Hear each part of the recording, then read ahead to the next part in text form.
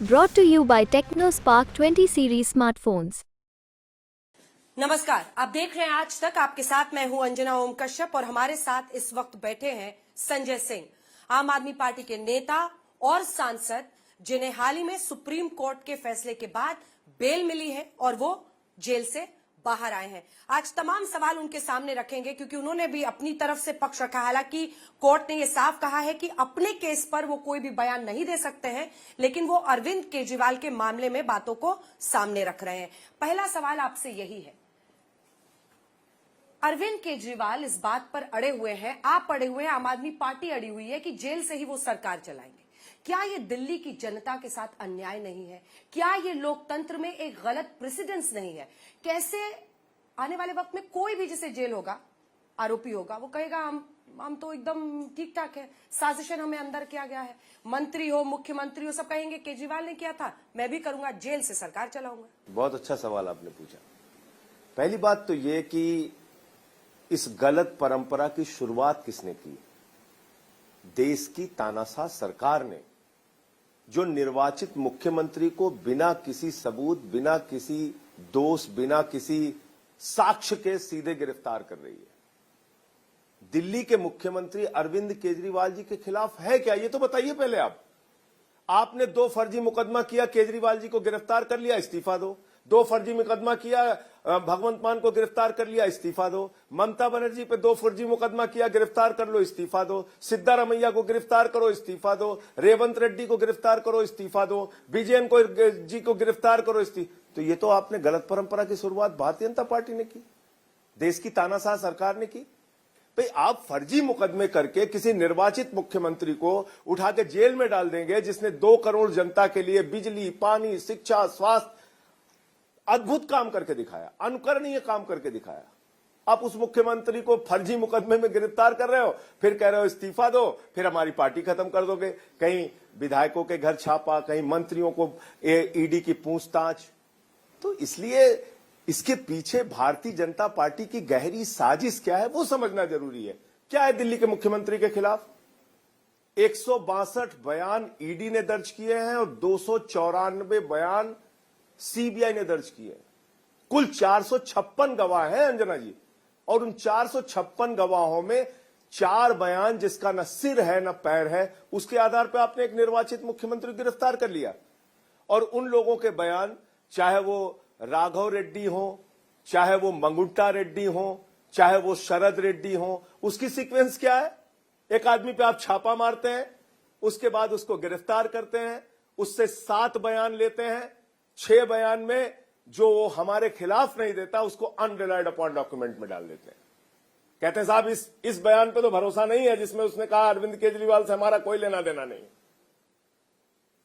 और जिसपे 7वें बयान में 5 महीने की गिरफ्तारी के बाद आपने जबरन बयान ले लिया केजरीवाल जी के खिलाफ, कहते हैं इस पे भरोसा है, अब हम करेंगे गिरफ्तार। लेकिन संजय जी, आपकी बात 12 बयान शरद रेड्डी पे, मैं आता हूं, शरद रेड्डी ने 12 बयान दिए, 12 बयान अलग अलग तारीखों में, और 6 महीने की गिरफ्तारी के दौरान दिए उसने 12 बयान। उस पर कभी केजरीवाल जी का वो जिक्र नहीं करता। और अचानक 12वें बयान में जैसे ईडी का और भारतीय जनता पार्टी का मकसद पूरा हो जाता है, केजरीवाल जी के खिलाफ उससे बयान हो जाता है, उसकी बेल हो जाती है।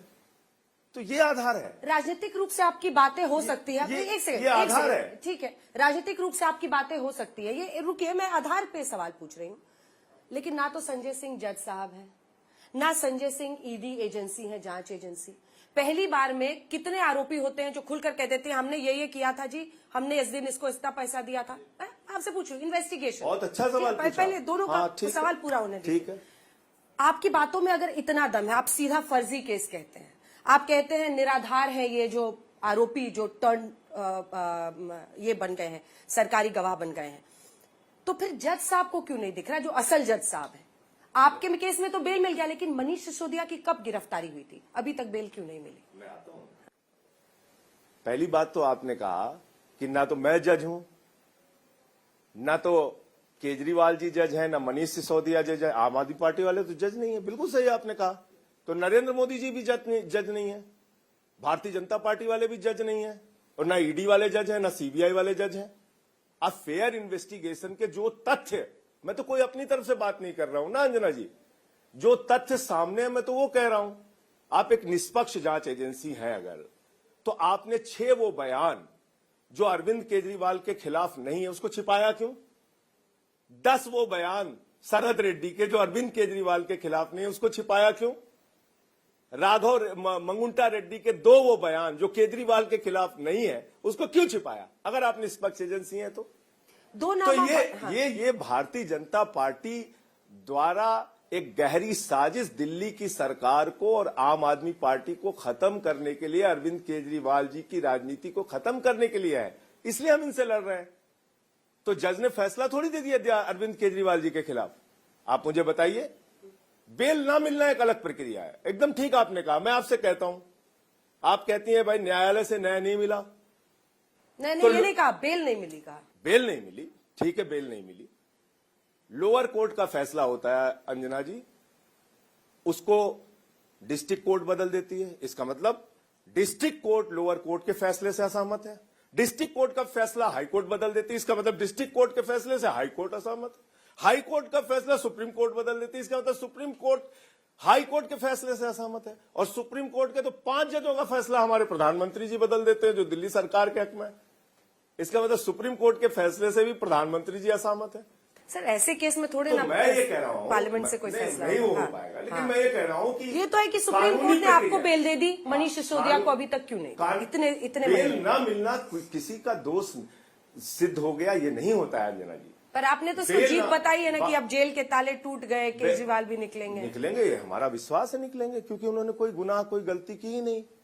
रिश्वत तो लिया है भारतीय जनता पार्टी ने, लेकिन 55 करोड़ का घोटाला भारतीय जनता पार्टी ने किया है। 9 नवंबर को गिरफ्तारी होती है शरद रेड्डी की, 10 नवंबर को गिरफ्तारी होती है, 15 नवंबर को पहले 5 करोड़ रुपए की पेशगी वो चढ़ाता है भारतीय जनता पार्टी को, और 55 करोड़ की रिश्वत देता है। ये जिस शरद रेड्डी आप बात कर रहे हैं वो 2021 से इलेक्टोरल बॉन्ड्स और पैसा बीजेपी को दे रहा है, 66%। ठीक है, उसकी अरेस्ट के बहुत पहले की बात है, ये 1 साल पहले की बात है, तब से वो इलेक्टोरल बॉन्ड्स दे रहा है। तीन हिस्से हैं इसके। दूसरा, 66% उसका पैसा गया है बीजेपी को। बीआरएस को भी वो 2022-23 लगातार इलेक्टोरल बॉन्ड्स और पैसा दे रहा है, टीडीपी को दे रहा है। तो अगर ये राजनीतिक उगाही है तो वो बीआरएस को पैसा क्यों दे रहा था, जिसके साथ आपकी करीबी का आरोप है? बहुत बढ़िया आपने सवाल पूछा। भारतीय जनता पार्टी जो देश की सबसे बड़ी पार्टी है, जो दिल्ली के ऊपर दिल्ली की सरकार पे शराब घोटाले का आरोप लगा रही है, उसको तो मालूम है ना कि राघव रेड्डी कौन है, मंगुंटा रेड्डी कौन है, उसको तो पता है ना अंजना जी, पता है कि नहीं बताइए आप? और उसकी गिरफ्तारी हो रही है ये भी उनको पता है। उसको किंग पिन बताया जा रहा है, मुख्य इस घोटाले का घोटालेबाज बताया जा रहा है, ये भी ईडी को पता है। मनीष सिसोदिया के अकाउंट सीज हो जाएंगे, बाकी लोग जो गिरफ्तार होंगे अकाउंट सीज हो जाएंगे। उसका अकाउंट कैसे नहीं सीज हुआ मुझे बताइए आप? 10 नवंबर की गिरफ्तारी के बाद 15 नवंबर को उसके 5 करोड़ रुपए भाजपा को चंदा कैसे चला गया? और क्या भाजपा को 55 करोड़ रुपए मिल गए उनके शीर्ष नेताओं को पता नहीं चला? तो 21 से पैसा दे रहा था ना सर, वो 2021 से पैसा दे रहा है। नहीं, ये गिरफ्तारी के बाद के आंकड़े बता रहा हूं मैं आपको। वो तो 5 करोड़ पहले का है जो आप कह रही हैं, वो गिरफ्तारी के पहले का 5 करोड़ है और गिरफ्तारी के बाद का 55 करोड़ है। आप शायद कंफ्यूज हो रहे हैं, इसको क्लियर करिए। मैं नंबर्स मेरे पास है, सारे नंबर्स है, कब कब उन्होंने 2021 में भी पैसा दिया है, 2022 में भी दिया है, और अरबिंदो फार्मा ने, जिसको आप लोग कोट कर रहे हैं कि डायरेक्ट कोरिलेशन कर रहे हैं। अच्छा, बीआरएस को क्यों पैसा दे रहा था? बीआरएस वालों से पूछिए, हम तो भाजपा से सवाल पूछ रहे हैं जो हमसे हमारे ऊपर सवाल उठा रहे हैं। मैं भाजपाइयों से पूछ रहा हूं, तुमने शराब घोटाला क्यों किया? एक शराब घोटालेबाज से, किंग पिन से तुमने 55 करोड़ की रिश्वत क्यों ली? तुम्हारे कितने नेताओं की अब तक गिरफ्तारी हुई? कितने के घर ईडी के छापे हुए? कितने के घर सीबीआई के छापे हुए? ये तथ्य सामने आने के बाद एलजी ने चिट्ठी क्यों नहीं लिखी अब तक जांच की? आप मनगुंटा रेड्डी की बात आप बार बार कर रहे हैं। वो एक सांसद है और फिर चुनाव लड़ रहे हैं। आपने दिखाया पीएम की तस्वीर लगा रहे हैं, आपने पीएम के साथ तस्वीर दिखाई, लेकिन प्रश्न ये है कि अगर वाकई साजिश होती तो अरेस्ट करके आर्म ट्विस्टिंग करने की जरूरत क्यों पड़ती? एक चीज आप बताइए मुझे, पीएम के साथ उनकी फोटो आ गई, उनकी तस्वीर आ गई, वो मुद्दा नहीं है। वो प्रधानमंत्री का फोटो लगा के वोट मांग रहा है जनता से, वो मुद्दा नहीं है। लेकिन केजरीवाल के साथ उसने अपने चैरिटेबल ट्रस्ट के लिए जमीन मांगने के लिए एक सांसद के तौर पे मीटिंग की, वो मुद्दा है, वो आधार है गिरफ्तारी का केजरीवाल जी की, ये आरोप है। सर कौन सा चैरिटेबल ट्रस्ट है, कौन सी जमीन है, उसके बारे में कुछ बता सकते वो आप पता करिए कौन सी चैरिटेबल ट्रस्ट के लिए मिला था। उसने आपने तो बोला बयान, केजरीवाल साहब ने बात की नहीं उसने ट्रस्ट के लिए अरे जमीन। खाली केजरीवाल जी ने नहीं, खुद उसने उस मंगुंटा रेड्डी के 16 सितंबर के छापे में खुद उसका बयान है, जिसको छिपाया और कोर्ट के आदेश पे हमारे वकीलों ने इस कागज को पकड़ा। ये कागज पकड़े गए हैं अंजना जी, जो छिपाए थे ईडी ने। पुराने बयान छिपाने का, और वो एक आधार आपका भी रहा, हालांकि आपके केस के बारे में बात नहीं करेंगे। लेकिन देखिए एक सवाल है कि मनगुंटा रेड्डी, कोई भी जो केस जांच के का एक तरीका होता है ना सर, पहली बार में थोड़ी आरोपी बता देता है फला फला ये वो हमने ये किया। चैरिटेबल ट्रस्ट में आपसे बोल रही हूँ, चैरिटेबल ट्रस्ट की उसने बात की, धीरे धीरे शायद वो खुला और फिर उसने तमाम फैक्ट्स किए। ये एक दलील उनके पक्ष में जा सकती है। दूसरी, ऐसे ईडी के किसी भी इन्वेस्टिगेशन में आरोपी को ही सरकार की तरफ से अगर वो चाहे तो वो सरकारी गवाह बन सकता है ना। जो मुख्य आरोपी है शायद अरविंद केजरीवाल चाहे भी तो नहीं बन सकते, लेकिन मनीष सिसोदिया बन सकते हैं। जो को कॉन्स्पिरेटर्स माने जाते हैं उन्हीं में से किसी एक को सरकारी गवाह बनाकर वैसे ही जांच आगे बढ़ती है। ये तय प्रक्रिया है जो आप शरत रेड्डी या मनगुंटा रेड्डी या इन तमाम लोगों पर सवाल खड़े कर रहे हैं। आपने बिल्कुल इसमें क्या गलत है? एकदम सही कहा आपने। लेकिन उनके 6 पहले बयान जो हमें निर्दोष साबित करते हैं, जिसमें वो कहीं मेरा जिक्र नहीं लेता, उस पे हम विश्वास नहीं करेंगे, उसको गिरफ्तार करके जेल में डालेंगे। और जो एक बयान उससे 6 महीने बाद की गिरफ्तारी के बाद लिया जाएगा, पहले वो कह रहा है हम अरविंद केजरीवाल से नहीं मिले, नहीं जानते, शरद रेड्डी का बयान है। और 12वें बयान में 10 बयान में कह रहा है हमारे अरविंद केजरीवाल से कोई लेना देना नहीं। 12वें बयान में कह रहा है आप 12वां मान रहे हैं, 10 छिपा रहे हैं। ये क्या है?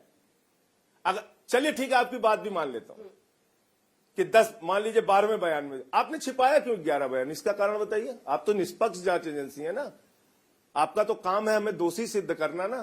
कोर्ट के सामने क्यों नहीं रखा आपने ये बयान? भाई आपने वो सारे बयान किस लिए लिए हैं? अपने दफ्तर में सजाने के लिए? ईडी का दफ्तर कोई म्यूजियम है? आपने कोर्ट के सामने वो बयान रखने के लिए लिए हैं और उस बयान के आधार पे हमें दोषी साबित करने के लिए वो बयान लिए हैं ना, तो उसको आपने छिपा क्यों लिया?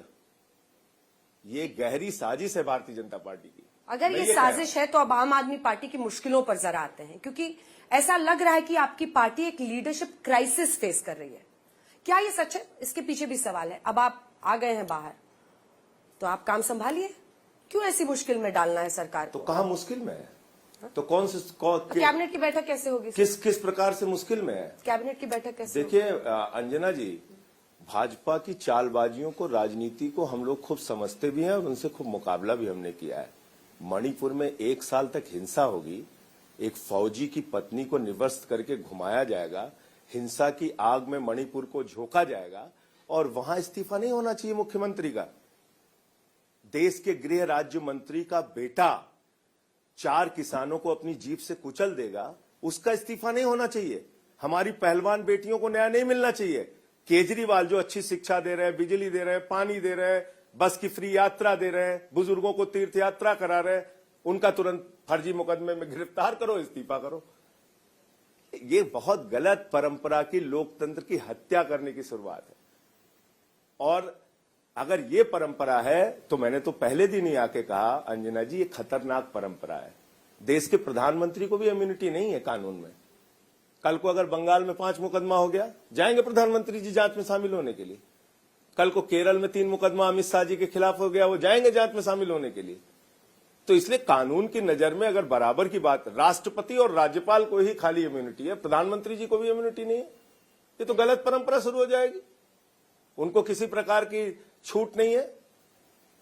तो आप ऐसे निर्वाचित मुख्यमंत्रियों को बिना किसी सबूत, बिना किसी आधार पे, किसी के 456 गवाहों में 4 बयानों पर दबाव बना के लेके उसका कोई, अच्छा ठीक है, आप घोटाले में कोई रिकवरी नहीं, लेकिन तीनों का नाम, जिसका नाम प्रॉपर्टी का अटैचमेंट नहीं, कुछ नहीं। देखिए मैं बार बार पॉलिटिकल सवाल पे आ रही हूँ, आप वहां जा रहे हैं, तो मुझे एक काउंटर इस पे बहुत बड़ा है। चाहे वो तीनों ही, मतलब चाहे वो मनगुंटा रेड्डी हो, राघव रेड्डी जिनकी आप उनके बेटे की बात कर रहे हैं, चाहे वो श्रीनिवासलू रेड्डी हो, चाहे वो शरत रेड्डी हो, राघव मनगुंटा जिनकी आपने बात की है, इन सब का जो बयान है वो judicial magistrate under section 164 of CrPC में ये ताकि ये रजिस्टर किया गया है, जो ये साफ अपने आप में बताता है कि वो अपने फ्री विल से मजिस्ट्रेट के सामने ये बयान दे रहे हैं। फिर ये क्या वैलिड नहीं? देखिए अंजना जी 6 महीने हो गया जेल में और उसके खूब बारे में कानून जरा बताइएगा। खूब कानून जान लिया मैंने, खूब समझ लिया, पीएमएलए दिल्ली के जेल के नियम सब पढ़ लिया, जान लिया। और पीएमएलए के सेक्शन 45 में आपको बेल मिली ना सर? उसी पीएमएलए में ऐसे कानूनी प्रावधान है जिससे बेल मिलना मुश्किल होता है। मैंने आपको मिला ना सर सेक्शन 45 में? तो इन लोगों को भी मिल जाएगा, थोड़ा इंतजार कर लीजिए। मैं पढ़ के सुनाऊं आपको कोर्ट ने क्या कहा है ना? कोर्ट ने क्या कहा है मैं आपको पढ़ के सुनाती हूँ। एक सेकंड सर, एक सेकंड।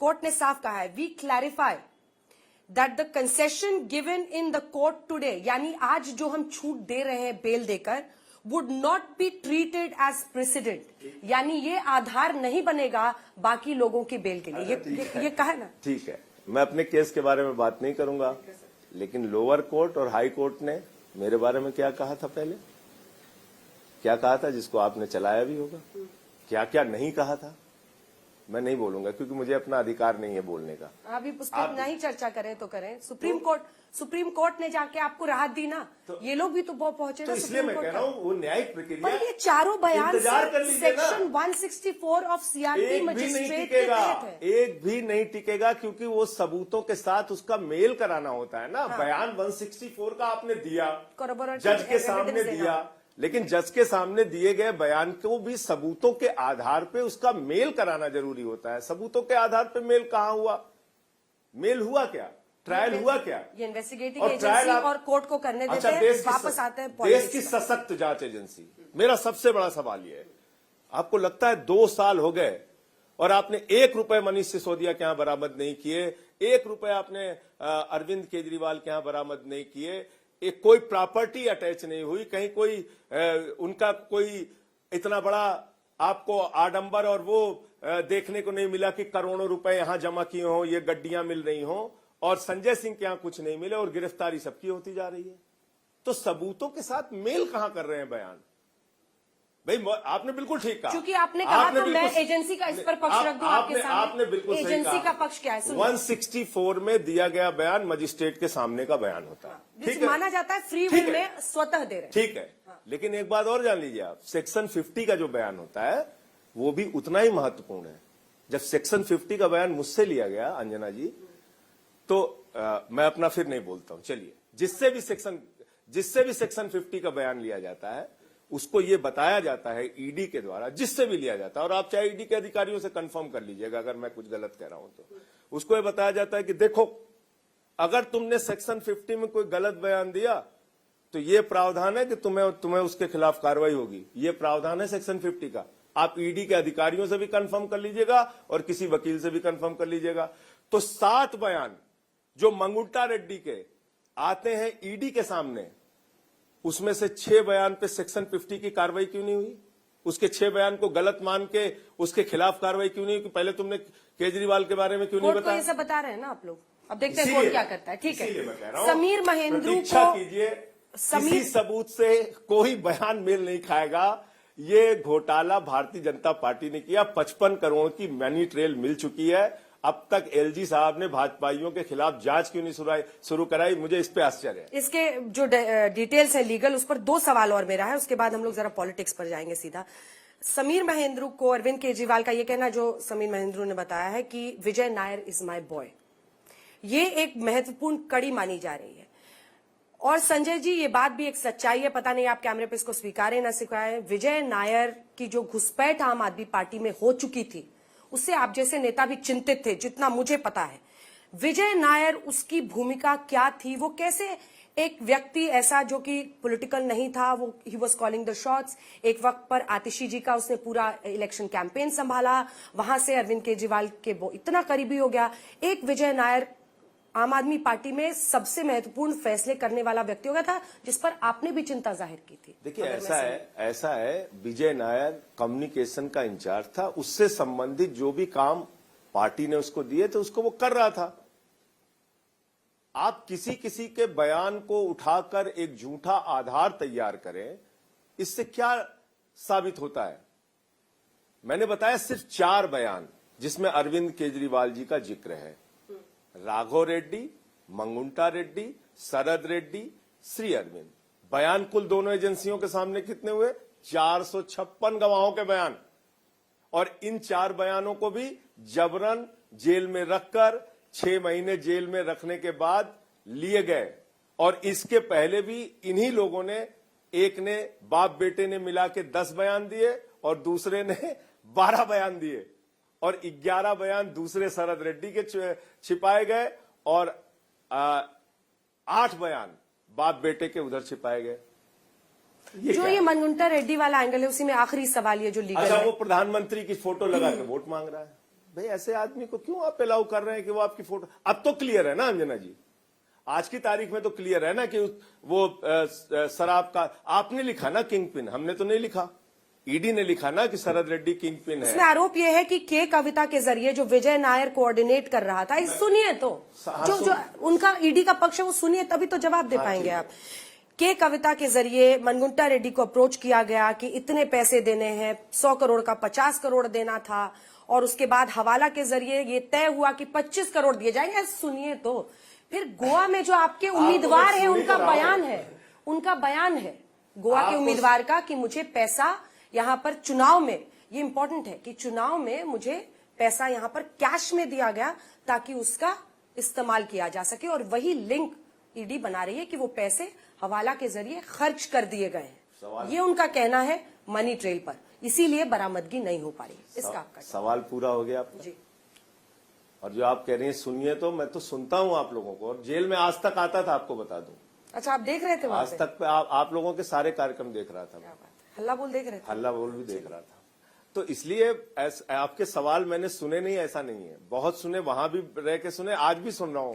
और मैं तो चाहता हूं ज्यादा से ज्यादा सवाल मीडिया पूछे, जिससे हम लोग देश के सामने एक एक सच्चाई बयान कर सकें कि केजरीवाल का गुनाह दरअसल ये है कि वो अच्छी शिक्षा, स्वास्थ्य, बिजली, पानी के लिए एक बेहतरीन सरकार चला रहे हैं। आपने जो गोवा चुनाव का उदाहरण दिया, गोवा चुनाव में प्रचार के लिए कहां यह साबित हुआ कि अरविंद केजरीवाल या मनीष सिसोदिया या संजय सिंह या कोई भी व्यक्ति रिश्वत के पैसे का इस्तेमाल कर रहा है?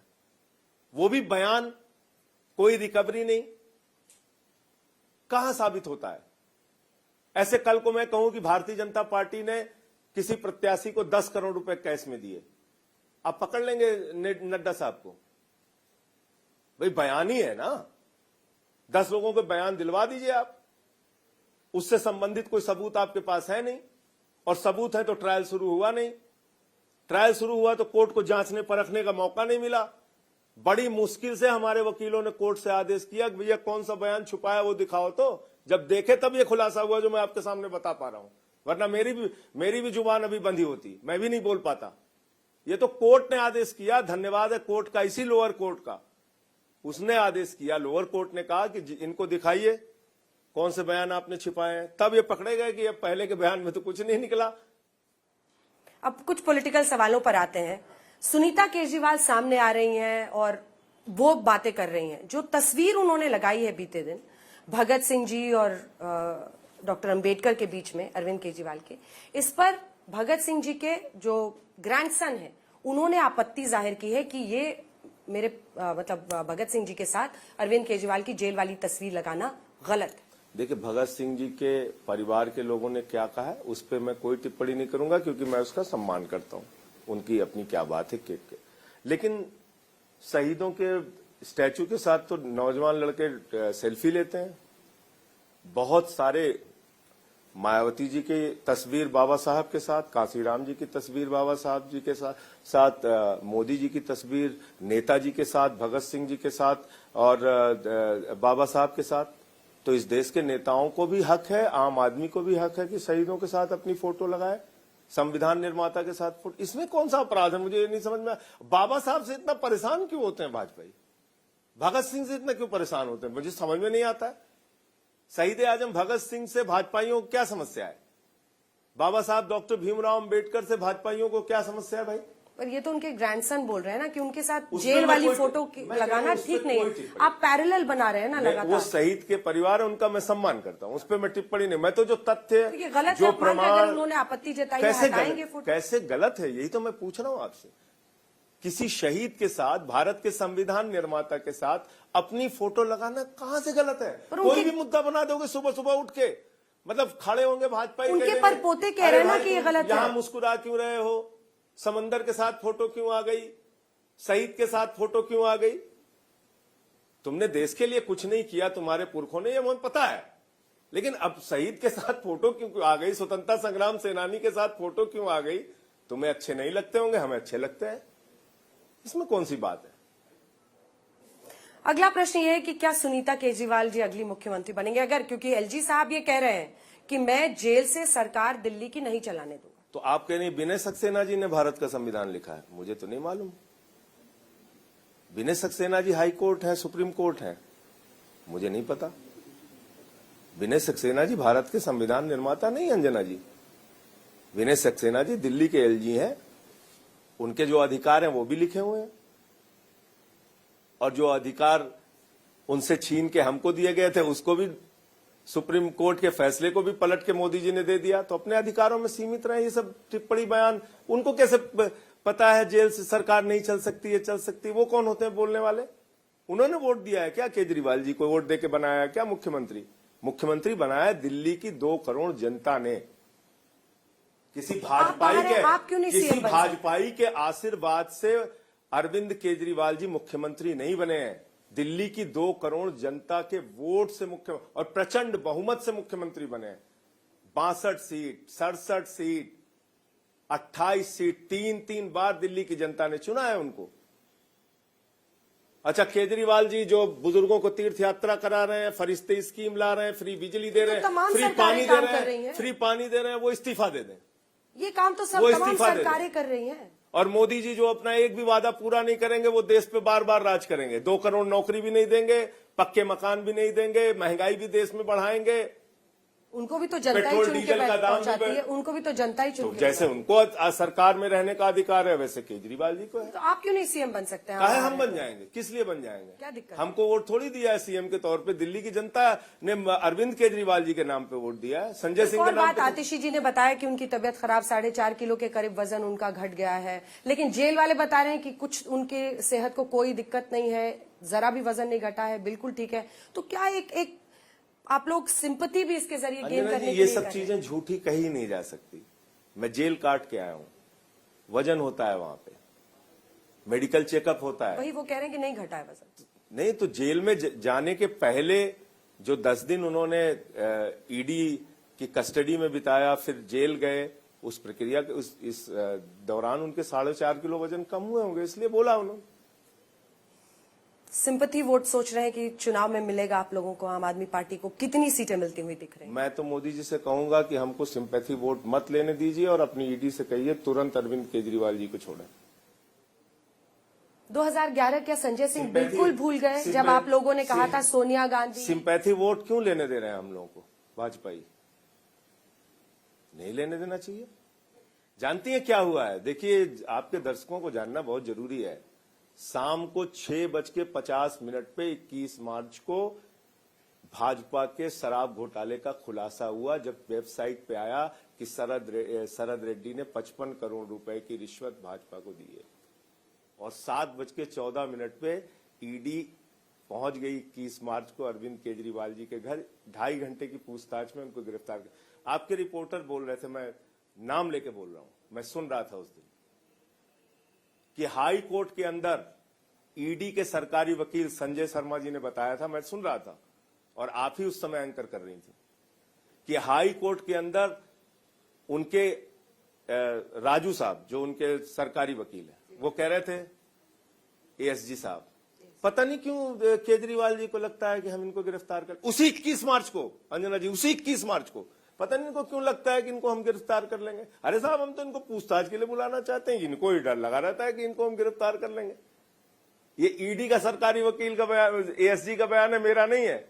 और जिसको आपके चैनल पे आपके रिपोर्टर संजय शर्मा जी ने दिखाया था, ये बयान ऐसा बोला हाई कोर्ट के सामने, और 2.5 घंटे की पूछताछ के बाद उसी दिन आपका झूठ सामने आ गया। आपने गिरफ्तार करके केजरीवाल जी को जेल में डाल दिया। ये क्या है अंजना जी? ये साजिश नहीं लगती आपको?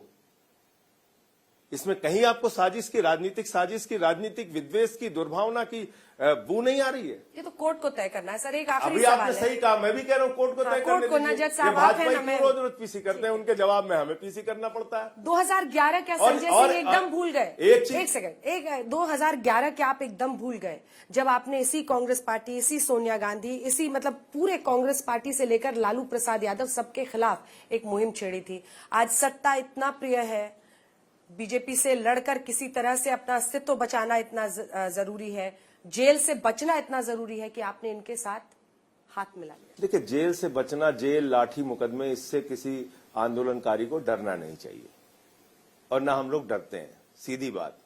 दूसरी बात जो आपने कहा, भारतीय जनता पार्टी भ्रष्टाचार के खिलाफ बोलती है तो लगता है ओसामा बिन लादेन हिंसा पे उपदेश दे रहे हैं। भाजपा ही बोलेंगे भ्रष्टाचार के खिलाफ? जिस पार्टी का राष्ट्रीय अध्यक्ष भारत माता के रक्षा सौदे में रिश्वत लेते हुए पूरी दुनिया ने देखा और उनको सजा हुई है, बंगारू लक्ष्मण, ये बंगारू जनता पार्टी वाले लोग हमें उपदेश देंगे?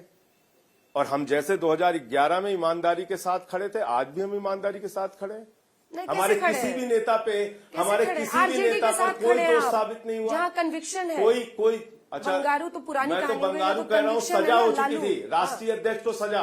हाँ, तो पुरानी बात हो गई ना। यहाँ तो लालू प्रसाद यादव, उनके बेटे अभी। तो मैं तो कह रहा हूं, बीजेपी के राष्ट्रीय अध्यक्ष को सजा हो चुकी है रिश्वतखोरी के मामले में, भारत माता के रक्षा सौदे की। और उस जमाने में मुझे तो अभी भी याद है, लोग कहते थे 10 लाख रुपए को 10 लाख नहीं कहते थे, कहते थे 10 बंगारू चाहिए। इसलिए आपने लालू जी के साथ हाथ मिला ये नहीं, देखिए आज जो परिस्थितियां हैं, आज जो परिस्थितियां हैं वो परिस्थितियां हैं देश के संविधान को बचाने की, भारत के लोकतंत्र को बचाने की, वरना देश में विपक्षी निर्वाचित सरकारें बचेंगी नहीं अंजना जी, और ये लोकतंत्र के लिए अच्छा नहीं है। ठीक है, आपने हमारी आवाज को उठा के जेल में डाल दिया, नहीं नारा लगाएगा कोई वहां मणिपुर की महिलाओं के लिए, नहीं नारा लगाएगा कोई वहां भ्रष्टाचार के खिलाफ या अग्निवीर योजना पे सवाल नहीं उठाएगा। यही तो होगा ना। क्या ये अच्छा है? क्या कितनी सीटें नहीं बोलेगा कोई महंगाई पे, नहीं बोलेगा कोई कि देश की संपत्तियां बेच के एक व्यक्ति को दी जा रही हैं। कितनी सीटें आएंगे आम आदमी पार्टी के? आखिरी सवाल। देखिए, हम 23 स्थानों पर लड़ रहे हैं चुनाव, और पंजाब में एक तरफा चुनाव होगा। दिल्ली के अंदर कांग्रेस के साथ मिलकर हमारा जो गठबंधन हुआ है, जहां जहां हरियाणा में हुआ है, गुजरात में हमारे कैंडिडेट हैं, निश्चित रूप से मैं मानता हूं कि 15 से ज्यादा सीटें हमारी आएंगी। बहुत बहुत धन्यवाद आपका संजय सिंह जी, यहाँ पर आने के लिए और तमाम सवालों के जवाब देने के लिए। धन्यवाद।